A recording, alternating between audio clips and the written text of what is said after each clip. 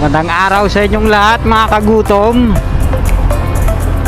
Andito tayo ngayon sa Cavite. Pupunta tayo ng General Trias. Yung dinadaanan pala natin ngayon mga kagutom, ito yung natawag na Open Canal Road. Yun.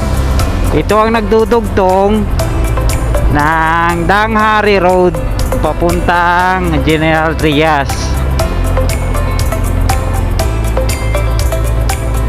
Ito din ang shortcut. Halimbawa, pag gusto mo pumunta ng 13 Martires, pag galing ka ng Aguinaldo Highway, pag ayaw mo na siya, pag ayaw mo nang dumaan dun sa may Palapala, may Dasma, pwede ka dito dumaan. Yun, maganda na yung daan dito, maganda na yung kalsada. Dati hindi pa sikat ang kalsada na to, konti pa lang yung mga dumadaan. Kasi dito dati lubak-lubak pa to, hindi pa to simentado. Tulad ngayon, no, simentado na. Saka dito makikita mo yung mga iba't ibang mga subdivision na ginagawa. Kita mo ang iba, luwag pa, maluwag pa yung daan. Dito maluwag pa.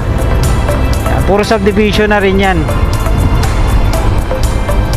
Karaniwan dinadaanan to ng mga riders pagpapunta ng Cavian Tunnel. Dito sila nagsho-shortcut galing Aguinaldo, lusot nila General Trias na.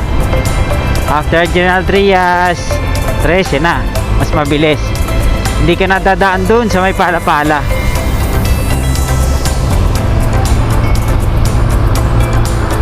Dito pala mga kagutom, daming paninda dito sa gilid-gilid. Yung mga paninda nila dito, yung gabi, dahon ng gabi, yung ginagawang laing. Yun, marami ditong paninda pagdating ng hapon. Yan lang yan sa tabi-tabi.